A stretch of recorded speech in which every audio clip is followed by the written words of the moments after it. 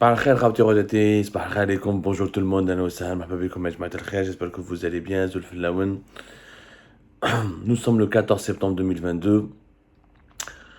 Le 1er et le 2 novembre prochain, Alger, notre pays, l'Algérie, la capitale Alger, va accueillir le 30e sommet des chefs d'État de la Ligue arabe.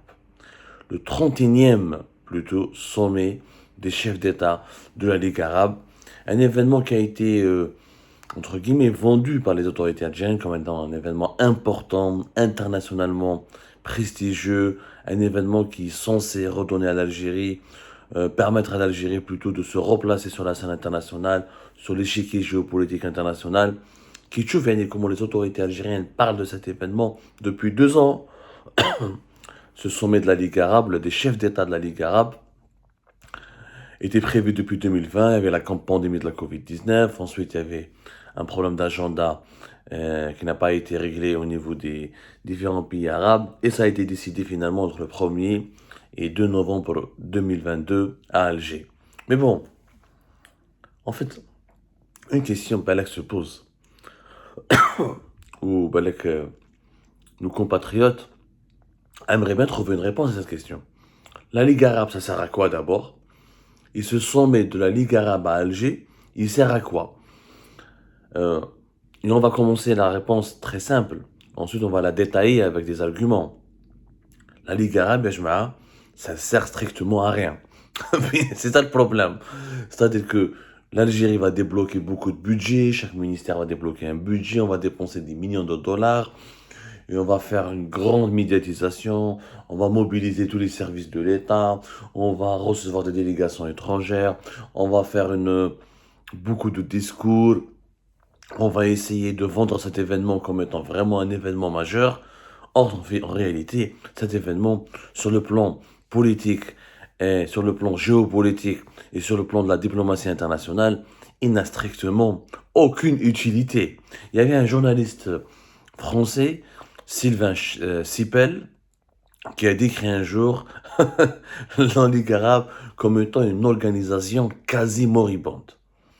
Une organisation quasi moribonde, pourquoi? Parce que c'est une organisation qui a du mal à exister, dont on ne comprend pas très bien le sens et les objectifs, et qui a très très peu d'influence sur les événements qui se déroulent dans le monde entier. On va en parler. La Ligue arabe Ajma'a, officiellement, elle a été créée, l'idée peut-être à partir de 1944, mais la Ligue arabe a été créée officiellement le 22 mars 1945 au Caire, en Égypte. Les 6 pays membres fondateurs sont l'Égypte, l'Arabie Saoudite, l'Irak, la Jordanie, le Liban et la Syrie. Moraha, le Yémen va les rejoindre en 1945 à partir de mai, où, dès le départ, la Ligue arabe, l'objectif taha, c'est d'affirmer l'unité de la nation arabe et son indépendance par rapport aux puissances mondiales. Le mouchke, c'est que dès la naissance de la Ligue arabe, il y a eu des problèmes. Alash, il y avait déjà 2 axes différents. Il y avait l'Égypte et l'Arabie Saoudite qui voulaient encourager l'indépendance des pays arabes par rapport aux puissances mondiales. Ou avec la Jordanie et l'Irak, qui disent que non, on aimerait bien collaborer avec la Grande-Bretagne et l'Empire britannique pour continuer à avoir des bons rapports avec les puissances étrangères et pour pouvoir vivre en paix. Il faut savoir qu'à l'époque, plusieurs pays n'étaient pas encore indépendants, parmi lesquels l'Algérie, les Émirats, le Soudan. Donc il y avait énormément d'autres pays qui n'étaient pas encore indépendants. Mais la guerre froide entre l'Est et l'Ouest, l'Égypte qui était tentée par le socialisme, les autres pays du Golfe, non. Donc déjà, le début, il y avait une mésentente terrible. Et on n'avait pas une vision ni un agenda clair pour garantir l'unité de la nation arabe. D'ailleurs, la définition précise de la nation arabe, elle n'a pas été vraiment expliquée à l'époque, ni bien étudiée. Mais le moment le plus important dans la Ligue arabe, d'ailleurs il y a une histoire importante bien la Ligue arabe et l'Algérie, parce que beaucoup de décisions importantes de la Ligue arabe ont été décidées à Alger. Le premier moment le plus important de la Ligue arabe, c'était le sommet de novembre 73, qui a eu lieu à Alger, où le sommet, juste après la guerre de ce qu'on appelle la guerre de Kippour, la guerre qui avait opposé une partie du pays, l'Égypte et quelques pays arabes à Israël. Il y a eu le premier choc pétrolier, rappelez-vous. Avec le sommet, À Alger, la Ligue arabe, on va développer nos relations avec les pays africains pour que les pays arabes s'émancipent un peu de l'emprise euh, des pays occidentaux et pour qu'ils puissent lutter plus efficacement contre Israël, parce que tous les pays arabes à l'époque étaient en guerre contre Israël. On va développer nos relations avec les pays africains. À l'époque, à la sommet à Alger en novembre 73, les pays arabes ont décidé de boycotter et de rompre les relations avec les puissances ou les pays qui continuent à pratiquer du colonialisme. Maintenant, le Portugal, maintenant la Rhodésie et l'Afrique du Sud, parce que la Rhodésie c'est l'actuel Zimbabwe. Et là, comme l'Afrique du Sud, il y avait un régime d'apartheid, il y avait les Blancs qui opprimaient les Noirs africains. Et donc, les pays arabes à Alger ont décidé de rompre avec ces pays-là, le Portugal qui colonisait encore des pays, et comme le Mozambique par exemple, on parle de l'Angola, ils ont décidé de soutenir les mouvements de libération, où ils ont décidé de créer, la décision a été prise à Alger, de créer la Banque arabe pour le développement économique en Afrique. On va aider les pays africains. Peut-être هكذا. Les sommets اللي نديرو من بعد entre 76 et 1983, malheureusement, la Ligue arabe n'avait aucune influence. ما قدرتش. Par exemple, lorsqu'il y a eu la guerre du Liban, la Ligue arabe elle a demandé ou elle a voulu mettre en place une force arabe de dissuasion. Et la force arabe de dissuasion n'a jamais pu influencer les événements dans la guerre du Liban. La guerre du Liban, de longues années, elle a ravagé le pays. 1978, il y avait une grande crise. L'Égypte a signé les accords de Camp David avec Israël. Les pays de la Ligue arabe se réunissent en 1979 à Bagdad. Ils ont décidé de sanctionner l'Égypte et de l'exclure de la Ligue arabe. Le siège de la Ligue arabe il a été d'ailleurs déplacé en 1979 du Caire vers Tunis, en Tunisie. En bad, Saoul Machakil, à partir du début des années 1990, les relations se sont apaisées et l'Égypte a commencé à revenir. L'Égypte a réintégré la Ligue arabe. Ensuite, ils ont essayé de se rapprocher avec les Occidentaux. Dero, en 26 novembre 1997, avec un accord avec la France pour que la Ligue arabe ait un bureau à Paris, où le bureau devait être considéré comme le bureau d'une organisation diplomatique. Mais début des années 90, crise avec l'Irak. L'Irak qui a envahi le Koweït. Il n'y a que des crises dans la Ligue arabe. Jamais la Ligue arabe n'a jamais pu avoir une unité dans ses rangs, ni vraiment une quelconque influence sur les dossiers, sur les conflits régionaux. En 2002, l'Arabie Saoudite va convaincre les pays de la Ligue arabe de proposer ce qu'on appelle l'initiative de paix arabe. L'initiative, c'est une proposition qui avait été faite à Israël. L'Arabie Saoudite et les pays de la Ligue arabe ont proposé à Israël de normaliser leurs relations avec Israël, à condition que Israël reconnaisse l'indépendance de la Palestine, elle se retire du plateau du Golan en Syrie, qu'elle occupe, de la bande de... elle respecte l'indépendance, la bande de Gaza, et la Cisjordanie. La Cisjordanie, c'est la Palestine actuellement qui était occupée. C'est une proposition qui avait été faite. En 2007, cette proposition a été encore renforcée, mais Israël n'a jamais voulu la reconnaître. L'initiative aujourd'hui, elle est morte, puisque la majorité des pays arabes ont normalisé leurs relations depuis 2020 et bien avant avec Israël. Les Émirats, ils ont normalisé, le Bahreïn, le Maroc, le Soudan. Actuellement, on calcule entre 7 à 8 pays arabes qui ont normalisé totalement leurs relations diplomatiques avec Israël. Sans compter, ça a commencé par l'Égypte et la Jordanie. Aujourd'hui, ça s'est terminé par le Maroc, les Émirats, le Bahreïn, le Soudan, etc. La série des normalisations des relations entre les pays arabes et Israël, nous l'avons bien vécu entre 2020 et 2021 dans le cadre des accords d'Abraham.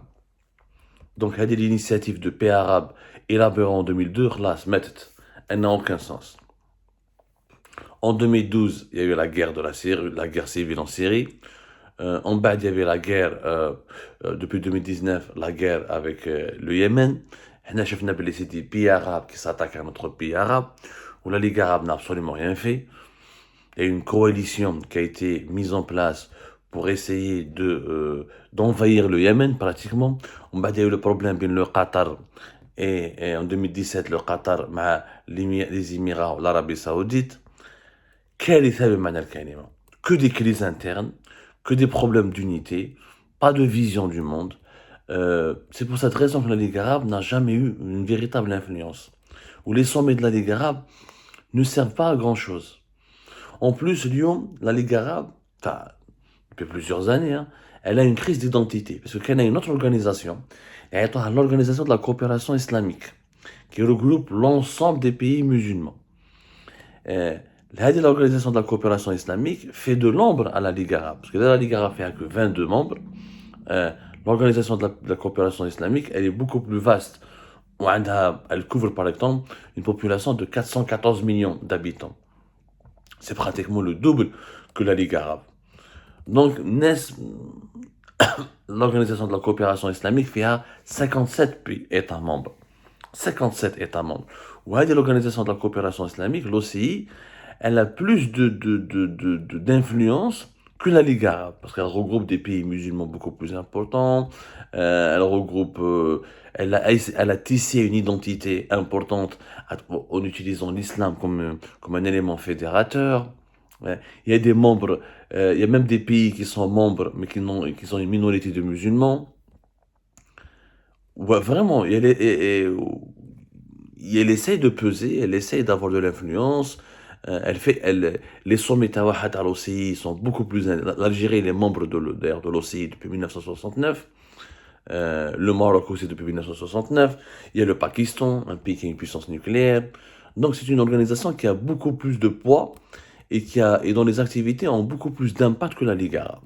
En fait, aujourd'hui, beaucoup d'experts se disent même pourquoi ne pas enterrer définitivement la Ligue arabe. Quand on va dire, d'après les autorités algériennes, des dossiers importants comme la guerre en Ukraine. En quoi la Ligue arabe va pouvoir ralentir ou la arrêter ou la influencer la guerre en Ukraine?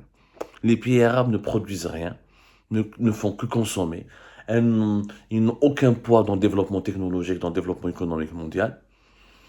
Donc, est-ce que Vladimir Poutine va les écouter ou la Zelensky, le président ukrainien, va les écouter? Absolument pas.